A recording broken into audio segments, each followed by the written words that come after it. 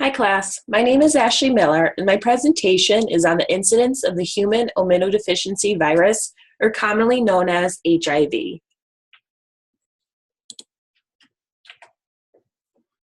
I will start my presentation by discussing some background information on this topic. HIV is a virus that is spread through certain body fluids, and this attacks the body's immune system. Specifically, this virus attacks the body's CD4 cells, which makes it difficult for the body to fight off both infections and diseases. So where does HIV come from? Scientists identified a type of chimpanzee in West Africa as the source of HIV infection in humans. They believe that the chimpanzee version of the immunodeficiency virus, called simian immunodeficiency virus, or SIV, most likely was transmitted to humans and mutated into HIV. This happened because humans were hunting these chimpanzees for meat and therefore came into contact with their infected blood. Over the decades, the virus slowly spread across Africa into other parts of the world. The earliest known case of HIV was from a blood sample in 1959 from a man that was located in the Democratic Republic of Congo. In the early 1980s, various male patients that had sex with other men were diagnosed with rare types of pneumonia and cancer by doctors that were in Los Angeles and New York. These types of conditions were rare in those individuals that had healthy immune systems. The occurrences of these opportunistic infections were called acquired immunodeficiency syndrome, or otherwise known as AIDS. It was in 1983 when scientists realized the virus that was causing AIDS, and this was therefore called HIV. During this time, surveillance of cases began in the United States. I will now discuss the stages of HIV so you have a better understanding of the progression of this disease. There are stages of HIV infection that leads to AIDS. The first stage is the acute HIV infection, and this is where people may experience flu-like symptoms. This happens 2 to 4 weeks after infection. However, some individuals may not feel sick at all. In this stage, the individual has a large amount of virus in their blood, therefore, they're highly contagious. The second stage of this disease is the clinical latency stage, or the dormancy stage. HIVs were producing at low levels, and this period can last for years. Some people may progress faster in this stage. As the viral load starts to increase, the patient enters into stage 3, which is called AIDS. This is the stage where the person now has a damaged immune system and is in danger of infections and other illnesses. This stage is diagnosed when the CD4 cell count drops lower than 200 cells or opportunistic infections are present. How is this disease spread? First, it is spread through sexual contact that includes body fluids. This includes blood, semen, vaginal fluids, rectal fluids, and breast milk. It is also spread by sharing needles with someone that is HIV positive. There are various misconceptions on how HIV is spread. It cannot be spread via casual contact, such as shaking hands, sharing dishes, or hugging.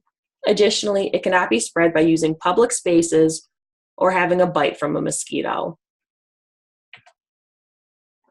How do you test for this disease?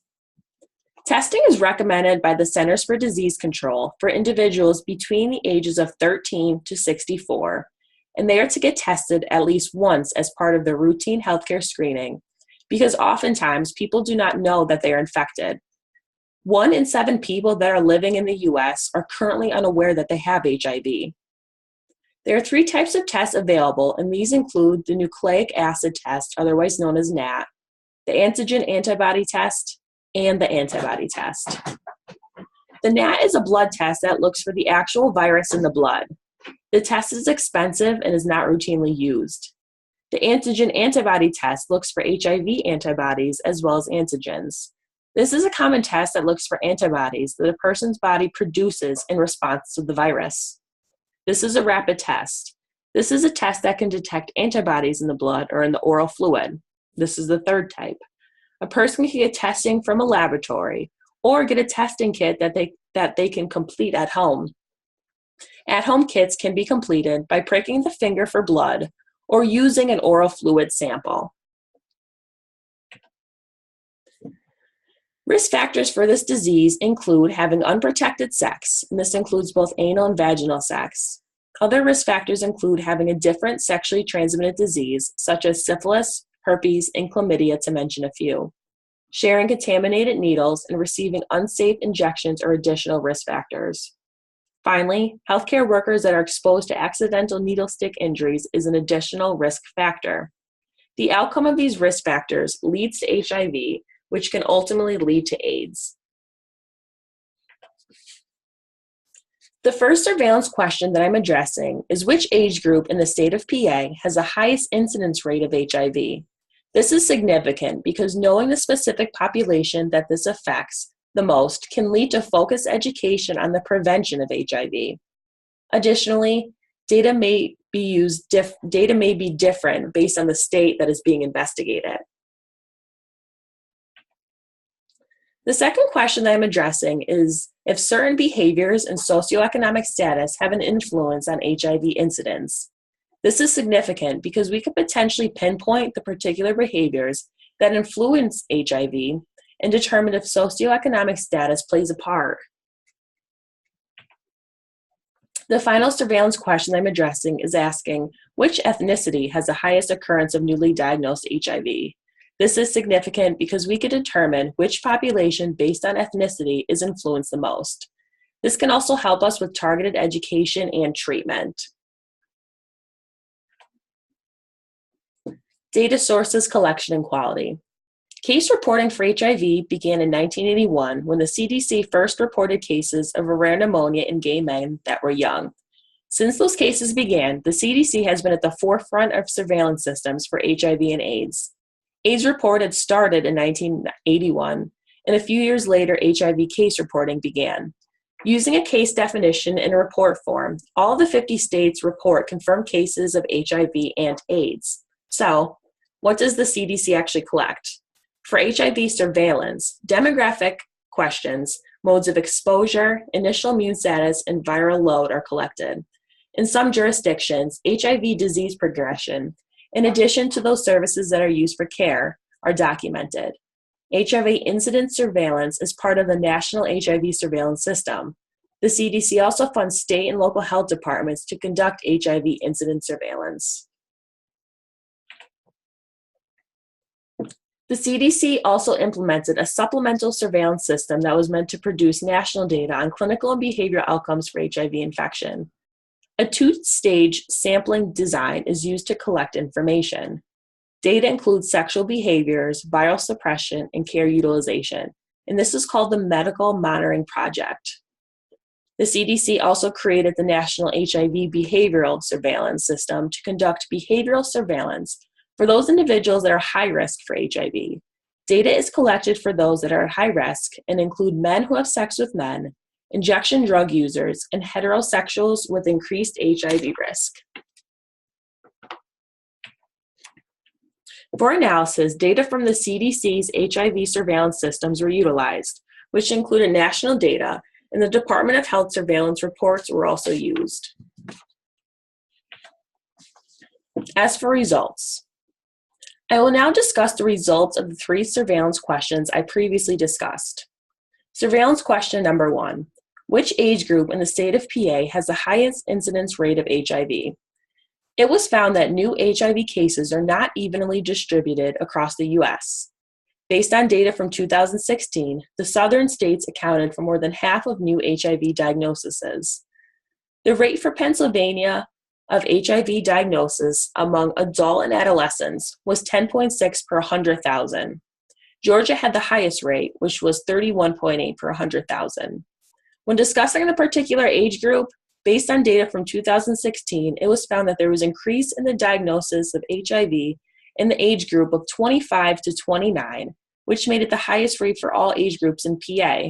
For the entire U.S., the highest incidence occurred in the 20 to 29 age range, so results for PA were similar. The following counties were found to have the highest increase in HIV, and these included Allegheny, Bucks, Delaware, Montgomery, and Philadelphia, and these are all located in PA. The second question that I'm going to discuss is, do certain behaviors and socioeconomic status influence HIV incidence rates? Data from the CDC found that certain sexual behaviors, which include receptive anal intercourse and needle sharing during injection drug use, increase the risk of contracting HIV. This makes sense because according to the CDC, the HIV epidemic is concentrated on men that have sex with men and injection drug users. Furthermore, it was found that having a lower socioeconomic status results in higher rates of HIV. A person that has a low socioeconomic status, shares needles, and participates in risky sexual behavior is at an even higher risk. The third surveillance question I'm going to discuss is what ethnicity has the highest occurrence of newly diagnosed HIV?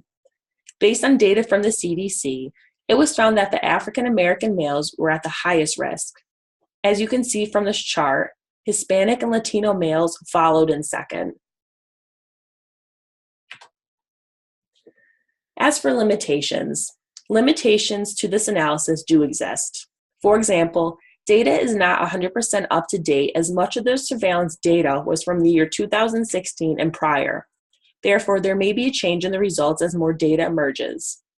Individuals that are living with HIV may not answer questions 100% truthfully due to the stigmatization that this disease has. The actual number of those living with HIV can potentially be higher because some people may be infected and not know it.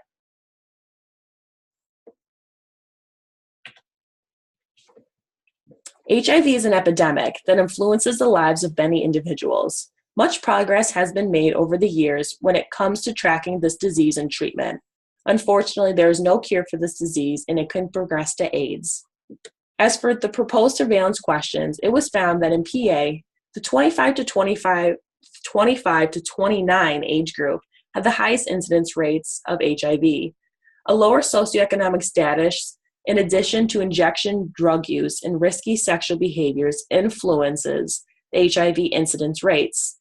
Finally, the ethnicity with the highest occurrence of newly diagnosed HIV occurred in the African American male population.